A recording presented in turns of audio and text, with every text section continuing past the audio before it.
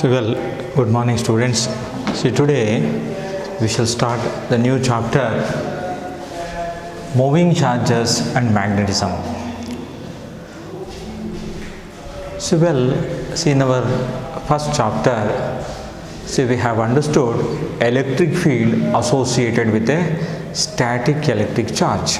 So, if there is a charge around this charge, there is a region wherein, within which if any other charge or a charged body comes, it experiences a force.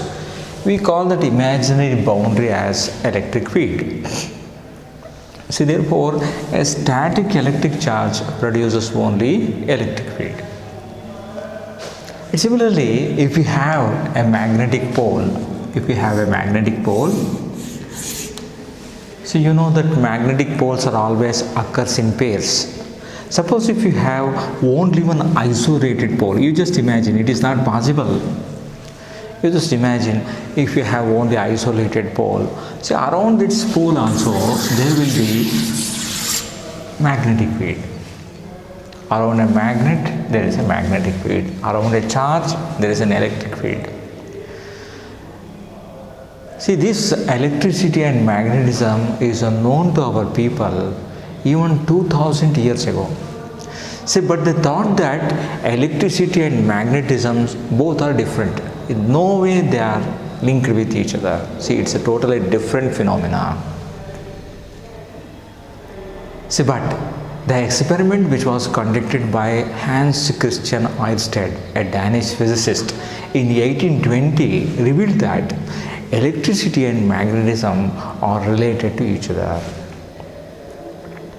And in the same century, in the 19th century, the experiment conducted by Michael Faraday also leads to the intimate relationship between electricity and magnetism.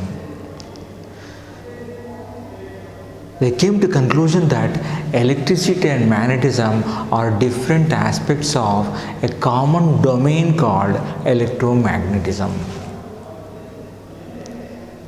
Okay, see, in that way, this is a very important and exciting topic. See, here we are considering moving charges. The charges which are moving in space and the charges in a conductor, flowing in a conductor, or current flowing in a conductor. We are going to understand the details of what is going to happen when the charge moves in a space, how it interacts with the external fields, either electric field or magnetic field. See, therefore, we are confined to electrodynamics.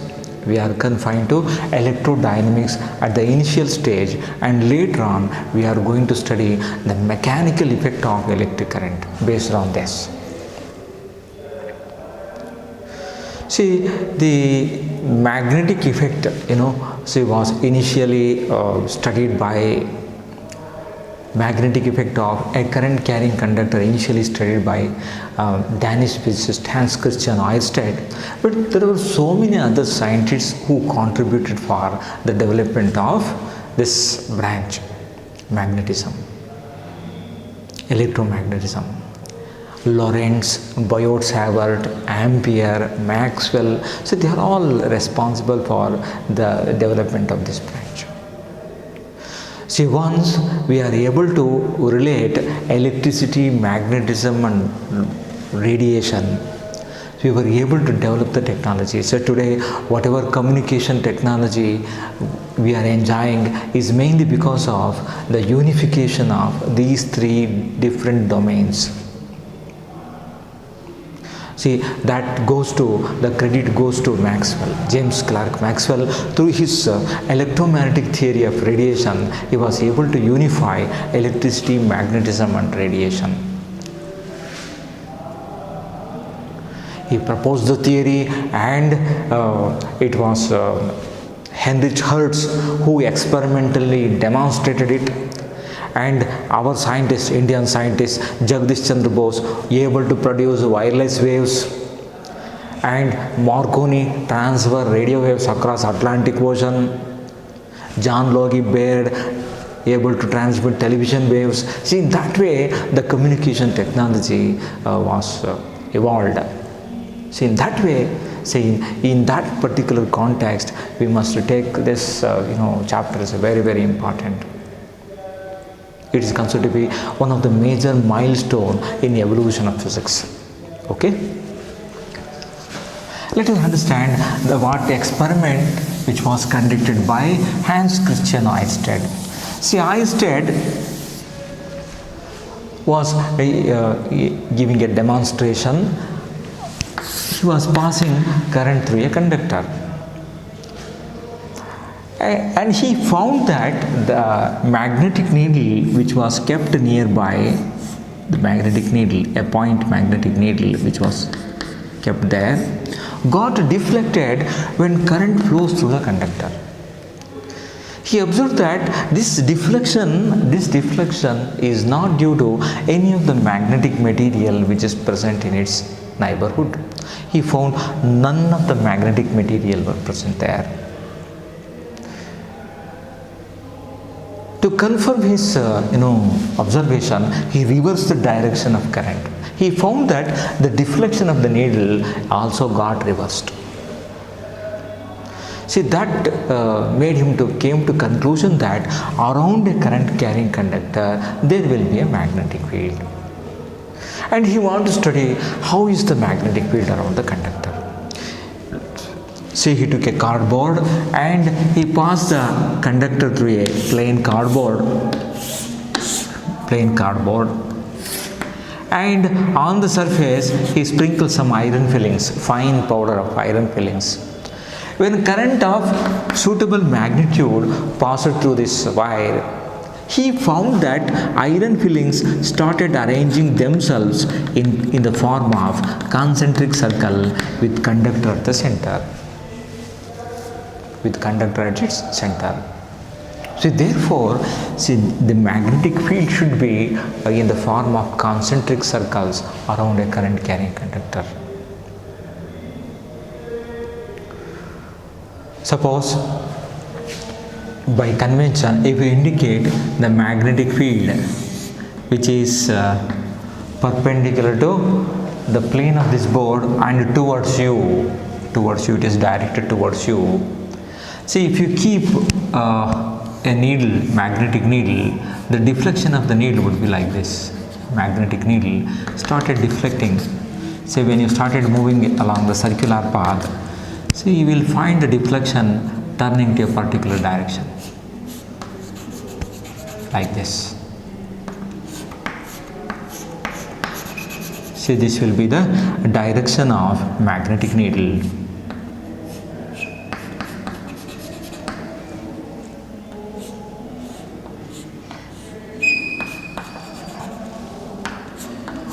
Suppose if you reverse the direction of current, so you will be finding that the direction of the magnetic field, it will be into the plane of the board. So it is perpendicular to the board and into it. When you keep the magnetic needle, the deflection would be like this.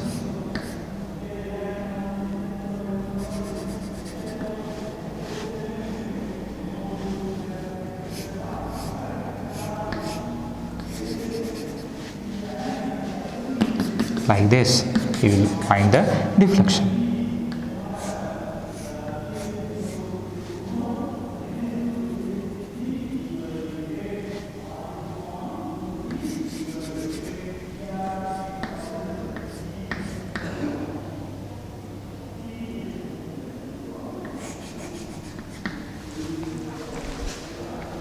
Here, this symbol indicates magnetic field is perpendicular to plane of the board and into the board. And here, magnetic field is perpendicular to plane of the board and towards you, emerging out of it and towards you. Okay. See, therefore, he found that the magnetic field lines is of this pattern.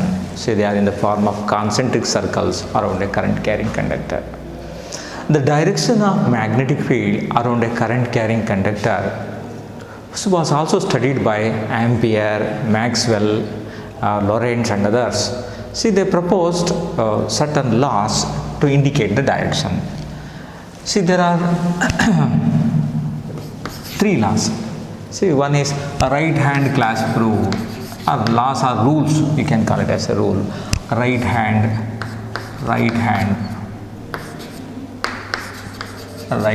clasp rule. See, according to right hand clasp rule, see, if this is a current carrying conductor, I take this as a current carrying conductor. If a current carrying conductor is clasped with the right hand with the thumb pointing the direction of current, then the direction of the fingers, so which are encircling the conductor, gives the direction of magnetic field. So if current carrying conductor is clasped with the right hand with the thumb pointing the direction of the current, then the direction of other fingers which are encircling the conductor gives you the direction of magnetic field like this. See, this gives you the direction of magnetic field around current carrying conductor. Suppose if you reverse this, the direction would be like this. Say here it is in anti-clockwise direction. Anti-clockwise. So now you will find that it will be in a clockwise direction. The direction of magnetic field around the current carrying conductor when the current is directed like this, directed downwards from north to south. Have you got my point? See, that is what we call it as right hand clasp rule. Then, see, we have another rule called right-handed corkscrew rule. It was given by Maxwell. Corkscrew rule. Corkscrew. Suppose if you take a corkscrew,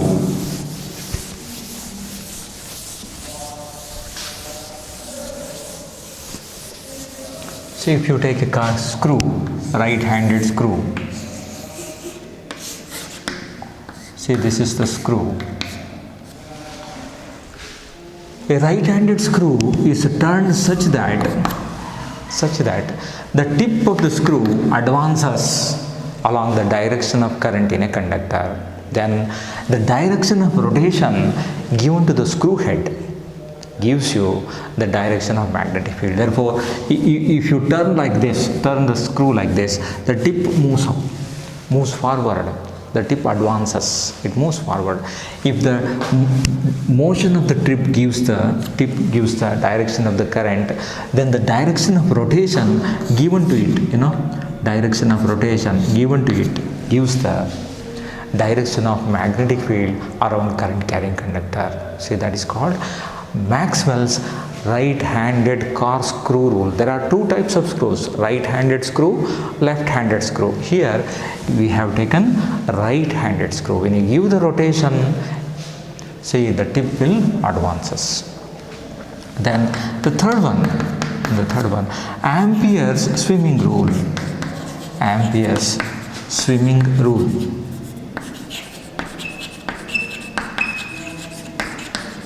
Ampere's swimming rule. See here, imagine a swimmer swim along the direction of current carrying current. Suppose if there is a conductor carrying current, a swimmer is swimming along this direction,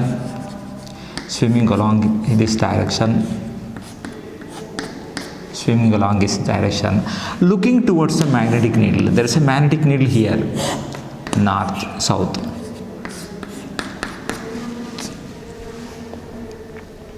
Looking towards the magnetic needle. Then north pole of the magnetic needle is deflected towards his left side or left hand. Then the rule says that as the current flows in the conductor, the magnetic needle got deflected. Where it got deflected, he finds that the deflection is towards his left hand. Imagine a swimmer swim along the conductor in the direction of current looking towards the magnetic needle. Then magnetic north pole of the needle is deflected towards his left hand. See, this is called Ampere swimming rules.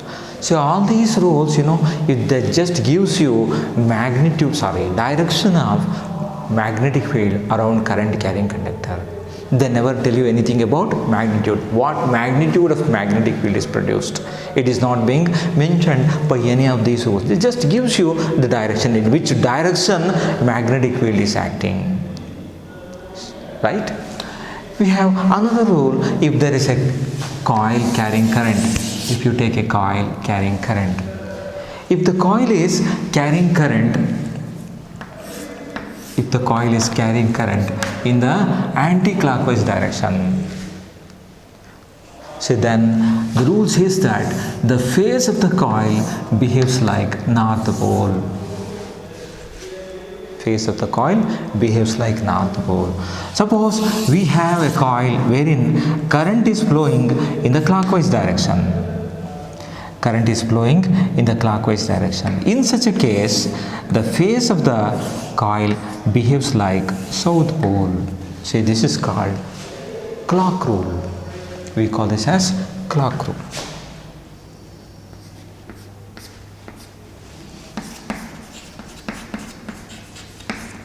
Clock rule.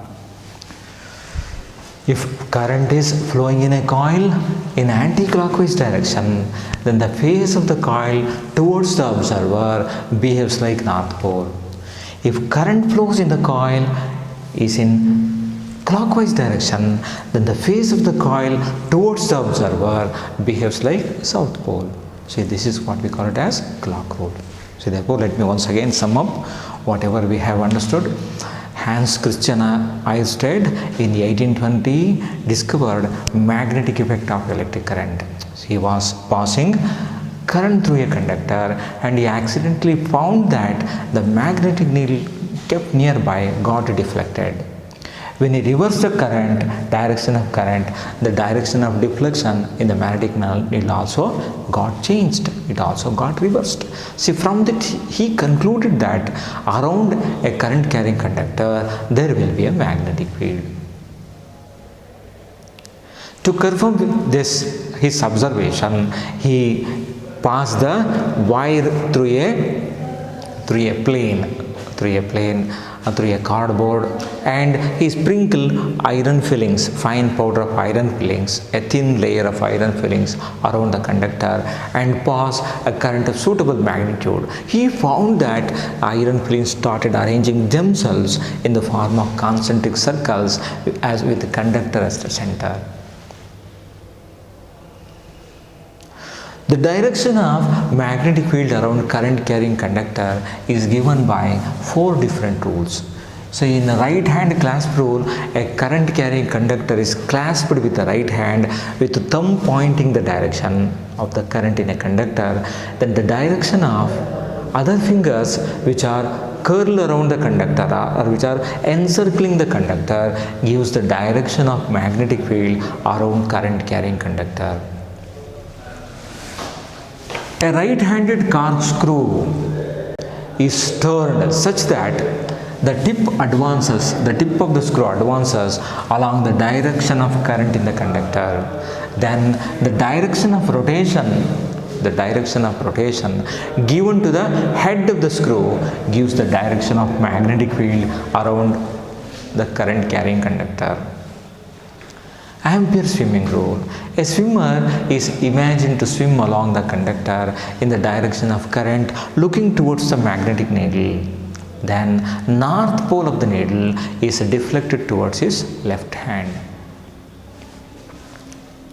Okay. See, we call this by another, we can remember this by another rule. Snow rule. What is snow rule? Suppose current flows in a conductor from south to north, which was kept over a magnetic needle.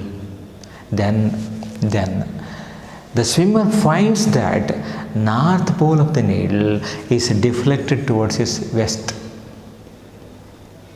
See, this is also called Ampere swimming rule. It's a simply snow rule. Current is flowing from south to north in a conductor which is kept over a magnetic needle. The swimmer finds that the north pole of the needle is deflected towards west. Deflected towards his left means deflected towards his west. Deflected west direction. See, if current flows in a coil in a anti-clockwise direction, then face of the coil towards the observer behaves like a north pole. If current flows in a coil in a clockwise direction, then face of the coil towards the observer behaves like south pole, right?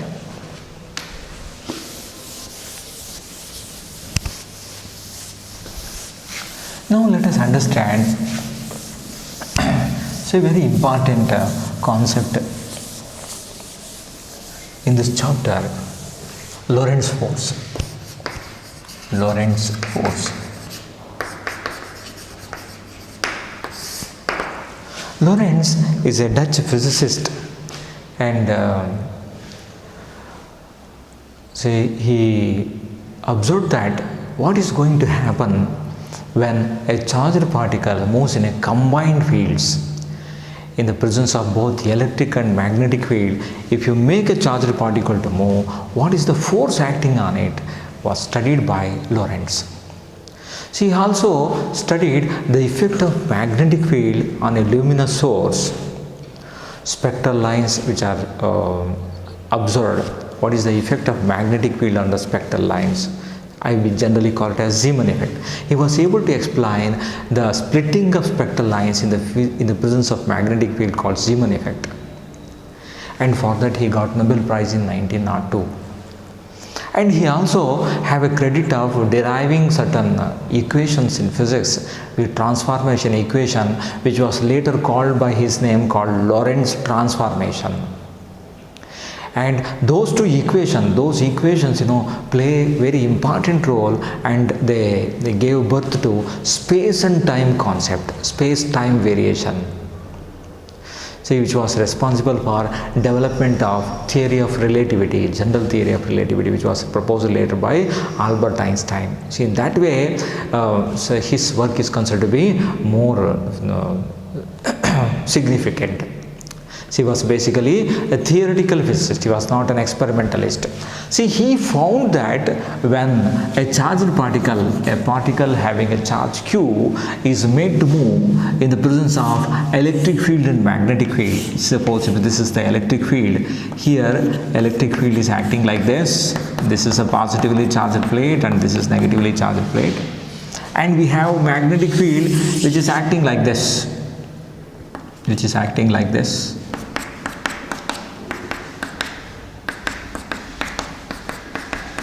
So this is the magnetic field. So in the presence of both electric and magnetic field, here magnetic field is perpendicular to the plane of this board and into the board. Magnetic field is acting in this direction. Okay. So when charged particle, a particle having a charge Q is made to move in this combined field, both the electric and magnetic field, it experiences force both due to electric field and magnetic field. If I indicate magnetic field by B and the electric field by E, it experiences force due to both the electric and magnetic fields.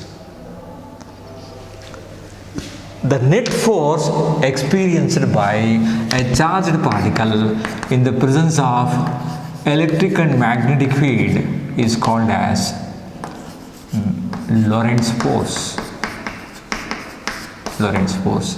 So this is the force experienced in the presence of electric field. This is force experienced in the presence of magnetic field.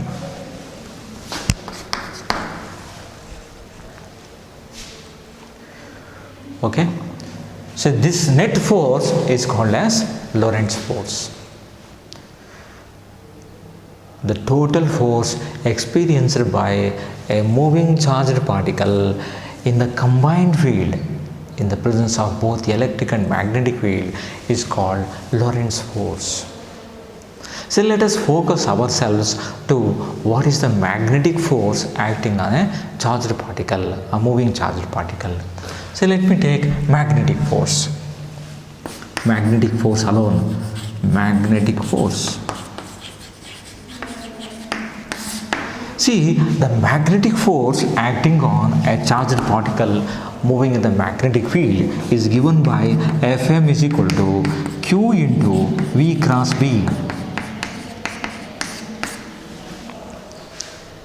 So this equation tells you that if magnetic field is acting in this direction and velocity of the particle is this, angle between them is theta, then the force experienced by it is perpendicular to the plane containing both these vectors. The force experienced by a charged particle moving in a magnetic field is always perpendicular to the plane containing the direction of motion of the charged particle and the direction of magnetic field. Okay? See this is a cross product. If I take magnitude of this force, this comes out to be BQV sin theta. BQV sin theta. If theta is 90 degree, sin theta becomes equal to 1. See, therefore, when a charged particle enters perpendicular to the direction of magnetic field, I mean if it enters like this, if it moves like this, magnetic field is acting in this direction. A charged particle is moving like this, it will experience maximum force. See this maximum force is given by BQV. This is the maximum force acting on a charged particle moving in a magnetic field. Suppose if theta is equal to 0 or 180 degree, if theta is equal to 0 or 180 degree, it means what? If a charged particle moves like this or moves like this, if the charged particle moving in this direction, theta becomes equal to 0. If the charged particle moving towards you, theta becomes equal to 180 degree. You know that when theta is 0 or 180 degree, sin theta becomes equal to 0. So therefore, sin theta equals, this implies sin theta equal to 0. Therefore, force acting on the charged particle becomes equal to 0. So it does not experience any force if a charged particle enters either parallel or anti-parallel to the field direction. There won't be any Lorentz force.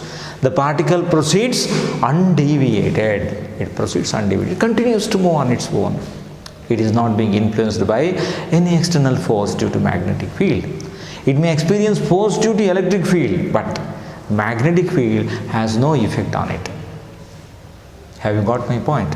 So this is some of the important aspect of magnetic force acting on a charged particle.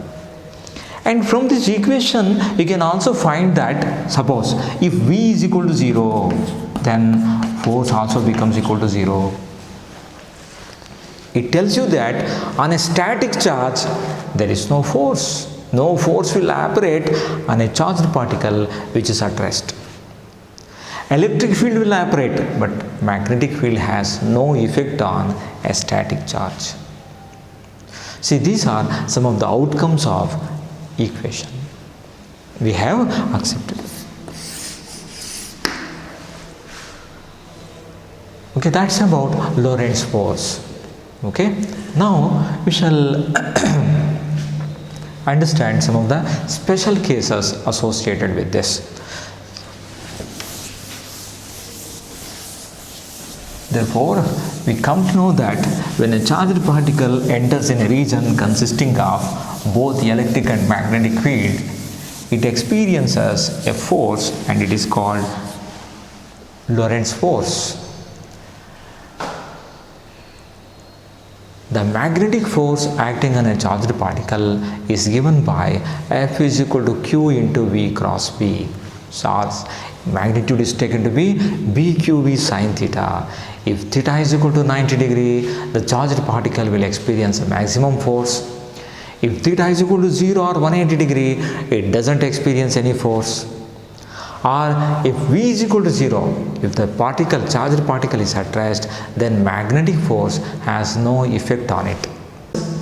Consider what would happen if a charged particle enters perpendicular to the field direction. So let me take magnetic field acting like this. It is perpendicular to the plane of the board and into the board. This is the magnetic field. If a charged particle enters like this, as I told you, it will experience a maximum force. When a charged particle enters perpendicular to the field direction, it started moving along circular path. Why? Because the force, the centripetal force, is being provided by magnetic force. See, this is the velocity acting on it. This is force acting on the charged particle. Here also, the velocity is tangential. It is constant. But the magnitude is constant. The direction is continuously changing. So this happens only when the magnetic Lorentz force gives sufficient centripetal force for the charged particle. So when BQV is equal to mv square, if a charged particle enters the magnetic field perpendicular to the field direction, for a particular value of magnetic field, this charged particle started moving along the circular path. See, this is possible only when magnetic Lorentz force, or simply magnetic force, becomes equal to centripetal force. Say we can find out what is the radius of this circular path. Radius is given by m into v divided by b into q. So radius of the charged particle moving along the circular path in the presence of magnetic field is given by this equation. R is equal to this much, mv divided by b into q. This happens when a charged particle enters perpendicular to the field direction. As charged particle enters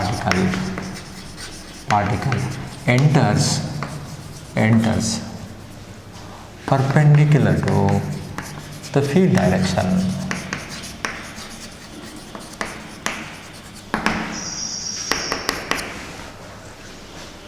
R is equal to m into v divided by b into q. Then suppose if the charged particle enters either parallel or anti-parallel to field direction, say here theta is equal to 90 degree.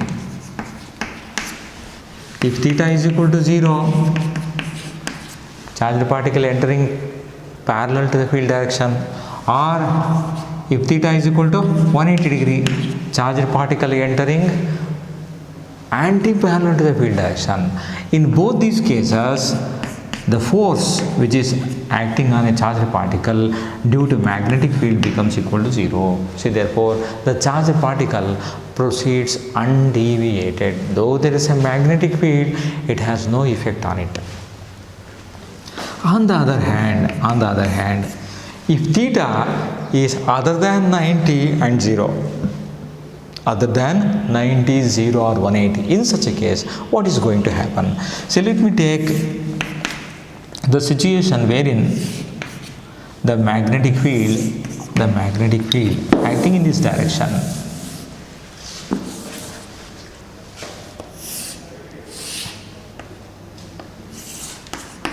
this is the direction of magnetic field, x-axis, and here magnetic field acts y-z. A charged particle enters q at this angle theta. So this is acute angle. So in such a case, due to this is magnetic field. See, it started moving along the circular path. See, velocity has two components here. V has two components. One is V cos theta and another one V sin theta. V sin theta. See, this is V. The velocity component, suppose the velocity of the charged particle makes component along field direction, V cos theta along the field direction, V sin theta along the field direction. This component makes the charged particle moves along a circular path. See here, V cos theta doesn't change, and as a result, see, the path of the charged particle is like this. Due to the effect of both the components, the path of a charged particle in the magnetic field becomes helical. See, therefore, the curve so obtained is helix. If a charged particle enters perpendicular to the field direction, its path is perfectly circular. So here, particle is making certain angle with respect to the field. See, therefore, you must take the component of velocity along x direction, along field direction, and perpendicular to the field direction. This perpendicular component makes the particle to move along a circular path, and horizontal component makes the particle to move along a horizontal direction. See, therefore, due to combined effect of combined effect of these two components, the path would be helical.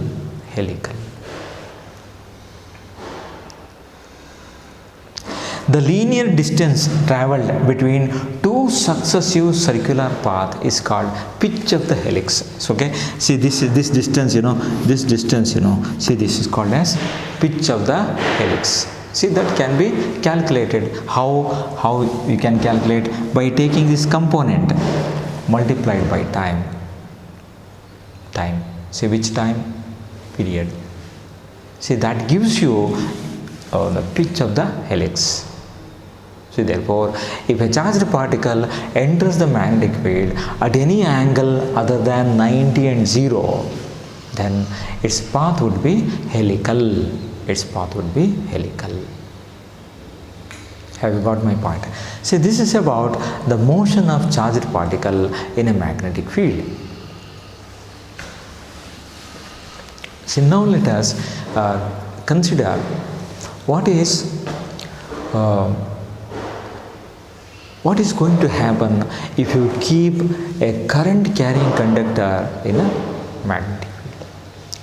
See, before that, I must tell you something which is related to motion of a charged particle in a magnetic field. So, you know that, say, our earth, around our earth, if this is the earth, around the earth there will be magnetosphere. See, there is a magnetosphere region around earth. Earth is surrounded by atmosphere of so many kilometers width, nearly about 700 to 800 kilometers above the earth's surface, and earth is also having a magnetosphere. Within a magnetosphere region, say, we have Van Allen belt, the radiation belt. See, you know about solar wind. What is solar wind? Solar flares. See, during the solar activity, sometimes, when there is a solar flares, the energy which is being released by the sun, absorbed by the charged particle which are present in the outermost region of the solar atmosphere. I mean, in the corona region. Corona region contains most of the charged particles, ions, etc. These charged particles and ions, on absorbing the energy from solar flares, they started moving towards interplanetary space. And these charged particles, they are moving very fast, associated with very high magnetic field. And this is what we call it as solar wind. And when it reaches the interplanetary space, the charged particle tries to enter the Earth's surface, but fortunately, Earth is being surrounded by a magnetosphere of thousands of kilometers wide. And these charged particles which are associated with the solar wind got trapped inside the magnetic field. Most of them got deflected. The few which could able to enter the magnetic field will be trapped within the magnetic field. Okay, and these charged particles started moving very fast within the magnetic field. It started moving like this, and the strength of the magnetic field, you know that it is the strength of the magnetic field is concentrated at the poles, is concentrated more at the poles. See, therefore magnetic field lines are crowded near the poles. The charged particle which enters the magnetic field started moving very fast. When they are moving very fast within the magnetic field, and sometimes it collides with the atoms or molecules present in the atmosphere. It may collide with nitrogen, or it may collide with the oxygen, hydrogen. When it collides, it transfers its energy to the molecule. It transfers its energy to the atoms. As a result, atoms or molecule got excited. And these atoms or molecules on de-excitation gives out spectra, gives out light of particular wavelength. So if you take oxygen during de-excitation, it gives out green light. If you take nitrogen on de-excitation, it gives you pink light. So depending on hydrogen, if there is a hydrogen gives a red color also, a red, then blue, violet. Especially it is nearer to the violet. One in red region, one in blue region, two in violet region. See, in the visible region we could see only 4 colors. In case of hydrogen spectrum, hydrogen gives that particular color: red, blue, violet. See, therefore, all of a sudden there will be a spectacular display of colors, and that could be noticed only in the polar region. For example, if you go to Alaska, you could see that the spectral display of colors all of a sudden during night, as if you are seeing some firework display in the sky. Nature itself shows you firework display, and that is mainly due to this. Okay, that is generally called as aurora borealis. Aurora borealis, we call it as aurora, right? And there the charged particle started moving like this. Their path will be helical. This is the reason behind aurora borealis or aurora australis. Northern light, southern lights, generally called as northern light, southern lights. You would see only in case of polar regions.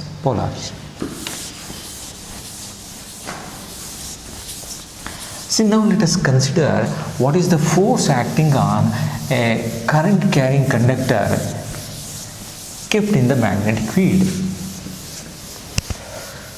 See, here whatever field we have taken is a static field. It is not time varying field. It's not a time varying field. If you take electric field doesn't change with time.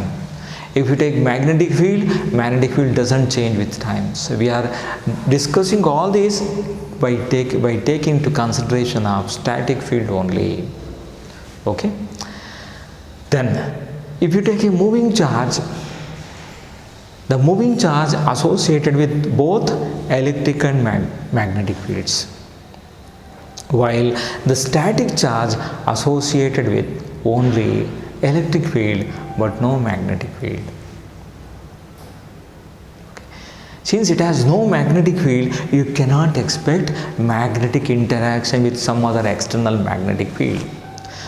Unless it won't have any magnetic property, it cannot interact. See, that's why a stationary electric charge does not interact with the magnetic field. Only moving charge interacts with it. Why? Because moving charge is associated with the magnetic field. That's why the magnetic field associated with the moving charge interacts with the external field and got deflected or experiences force.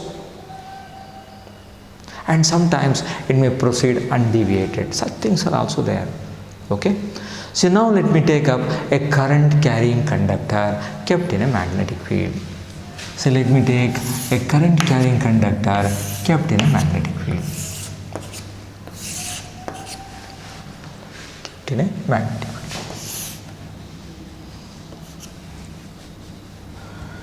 The current is flowing in this direction, this conductor makes an angle theta with respect to the field direction. This is magnetic field. Let me take a conductor of length L, area A. Let L be the length of the conductor,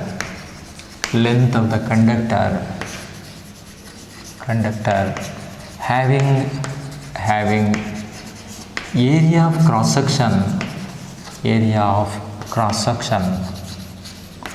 having area of cross section A. Since it is a conductor, it contains large number of free electrons. Say I take N be the free electron density.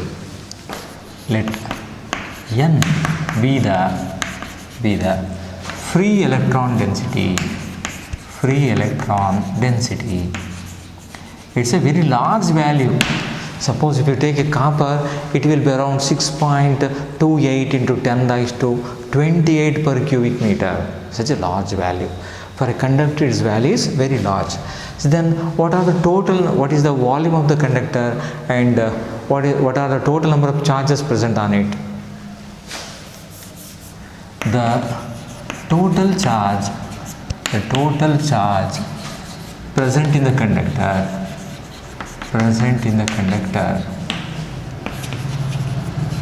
conductor is Q is equal to N into A into L into Q. Okay. This is the total charge of the conductor. And you know that the charges in a conductor, the conductor is carrying current. Therefore, charges in the conductor drifting along one particular direction. They are moving along one particular direction. That is what we call it as drift velocity. What is drift velocity? The average velocity with which the free electrons present in the conductor got drifted in a direction just opposite to the electric field is called drift velocity. See, therefore, since these charges which are present in the conductor started drifting along one particular direction, they will experience force due to magnetic field. External magnetic field exerts certain force on it. Which force? Magnetic force. See, therefore, what is the force acting on drifting electrons in the conductor? Let I be the current flowing in the conductor.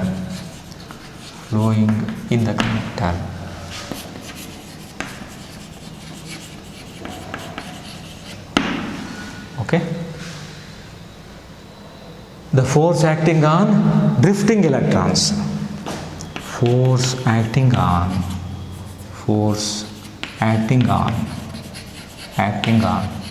drifting electrons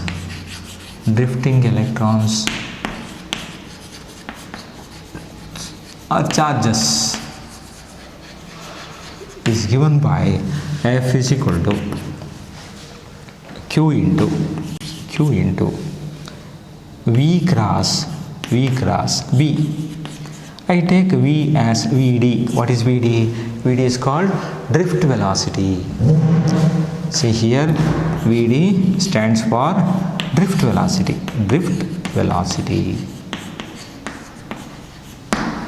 Vd is called drift velocity. See, therefore, F is equal to what you are going to get, N into A into L into Q into Vd cross B.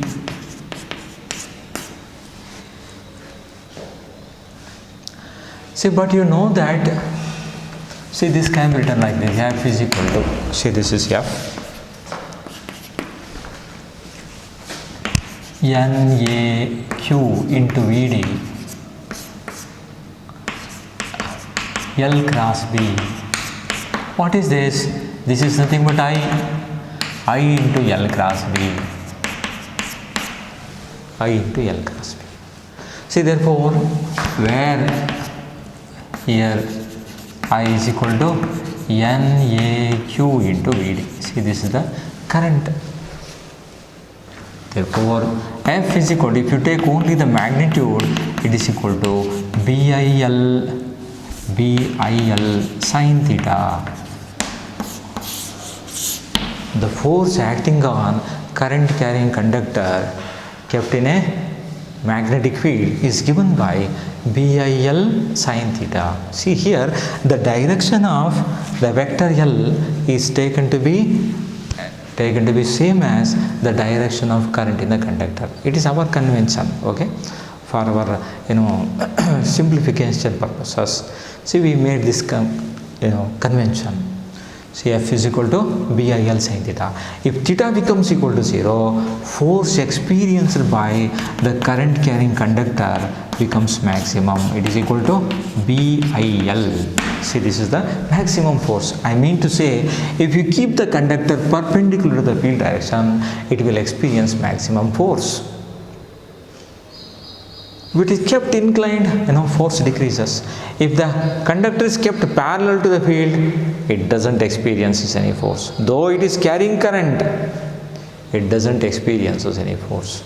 If it is kept anti-parallel, instead of keeping this like this, if it kept like this, when theta is 180 degree, then also there is no force. See, therefore, when theta is equal to 0 degree or 180 degree, the force acting on current carrying conductor is 0.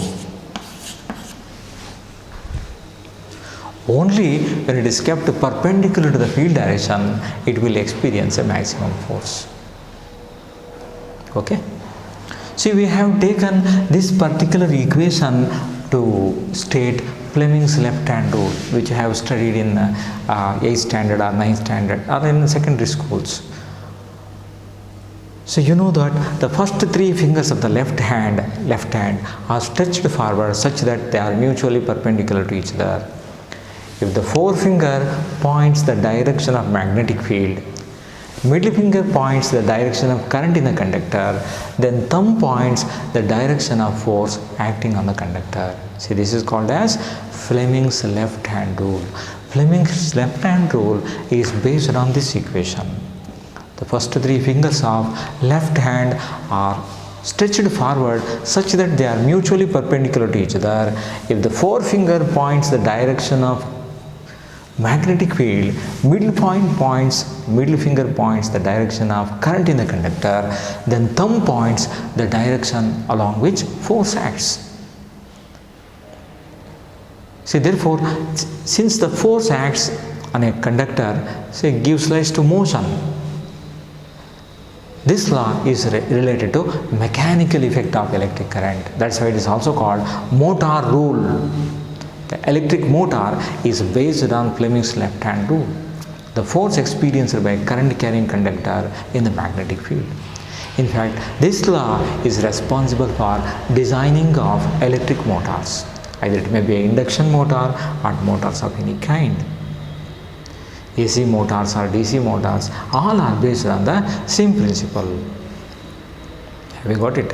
And electricity measuring instruments like galvanometer, ammeter, voltmeter, all such devices are based on mechanical effect of electric current.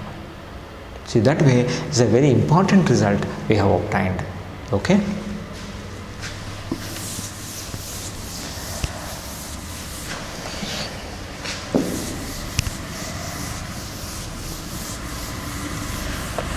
So let us consider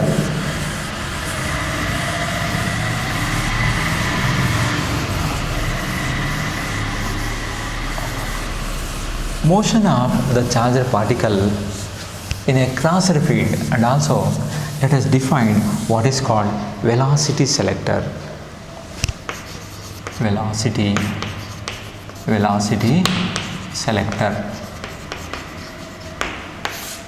Let us understand what is velocity selector. Okay. Let me consider a combined field. So we have both electric field as well as magnetic field. So the electric field is acting along y direction. Let me take electric field E is equal to E into J cap.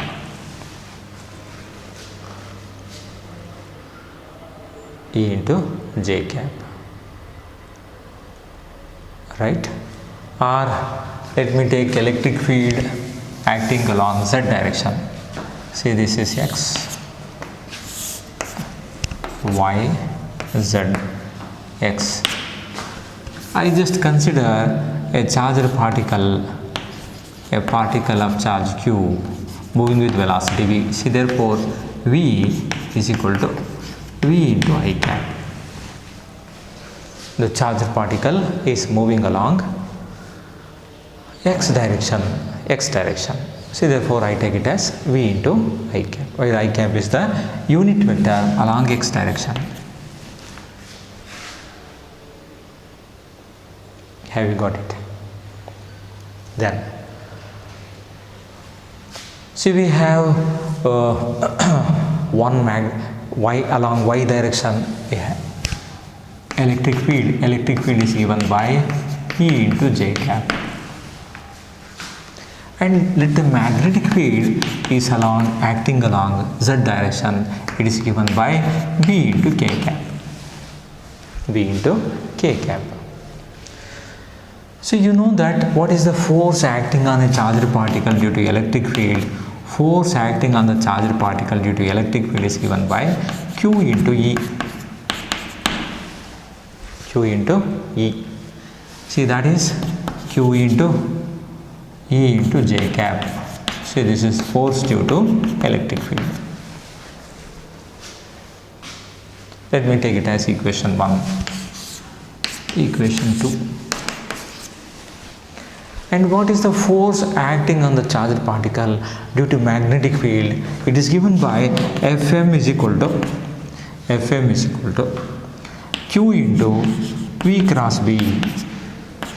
V cross B. V cross B. Say this is equal to Q. What is V? V is given by V into I cap. V into I cap cross B into K cap. I just take it as VQV. There are magnitude I cross I cap cross K cap. So you know that I cross I cap cross K cap is equal to minus J cap according to cross product of vectors. I cap cross K cap is equal to minus J cap. When you substitute here, so you will be getting minus BQV into J cap. Or you can write BQ into minus J cap. See, that tells you that magnetic field is acting in this direction. This is BQV. This is minus J cap. This is J cap. This is K cap. See, therefore, along negative y direction, the force due to magnetic field acts. At certain stage, by adjusting electric and magnetic field, at certain stage, the force due to electric field becomes equal to force due to magnetic field. In such a case, Q into E becomes equal to BQV, or V becomes equal to E by B. So in such a case, the force due to electric field just balanced by force due to magnetic field, and the charged particle started moving with a constant velocity.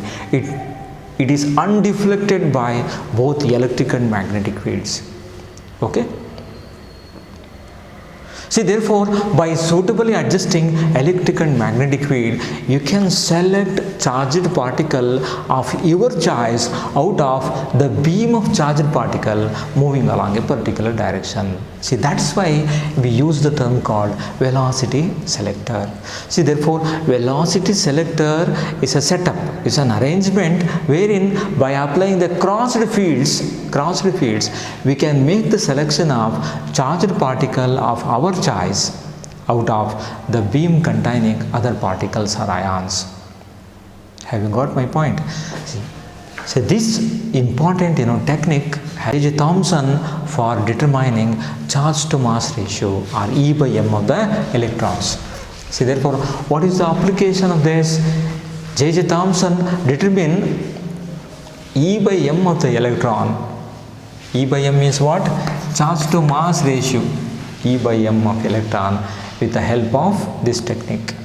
He accurately could calculate what is the specific charge of the electron. We call it as specific charge. Specific charge of the electron. So with the help of this technique. And also, I hope you have come across devices like mass spectrograph. See, wherein you can determine the mass of the ions. Masses of the ions. See, there also we have made use of this technique, velocity selector technique, to determine the mass. Ionic mass can be found with the help of this technique.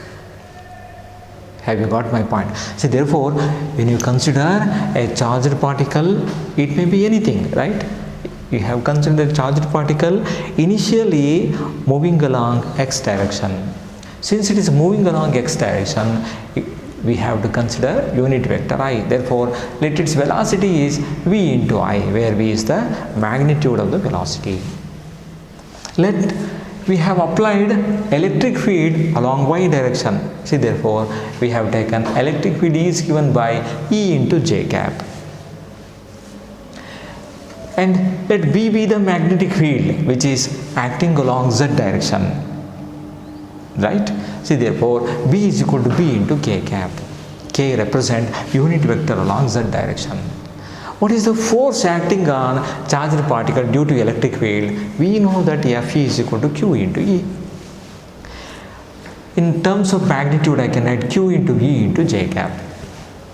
It is acting along y direction. And what is the force acting on the same charged particle due to magnetic field? We know that Q into V cross B. See, therefore, you substitute for V and B. We have taken magnitude, taken outside, therefore I cross K. From cross product of vectors, last year you come to know that I cross K is equal to minus j cap.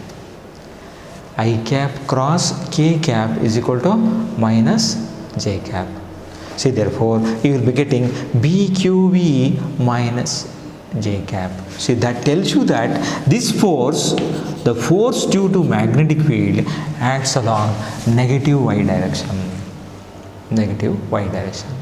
By suitably adjusting electric and magnetic field, we can make the force due to electric field just balanced by force due to magnetic field. When that happens, the charged particle started moving with a particular velocity. It is not deflected by both electric and magnetic field. It is cancelled. The fields have got cancelled. Therefore, the charged particle moves continuously with a particular velocity, with the same velocity when it enters there. And this is equal to V is equal to E by B. See, therefore, we can select charged particle of our choice out of the beam containing stream of other particles using this crossed fields. See, this technique is called as velocity selector. Have you got it? See, by this technique, J. Thomson could be able to measure specific charge of the electron. Specific charge on the electron, charge to mass ratio of the electron, and mass spectrographs which are used to determine atomic mass and determining atomic masses, ionic masses, etc. So there also the same kind of technique has been adopted. So these are the applications of velocity selector. So now we shall understand how a particle accelerator like cyclotron works. Cyclotron works. See, before going to the discussion on cyclotron, we shall consider some of the problems, basic problems related to theory, whatever we have discussed so far.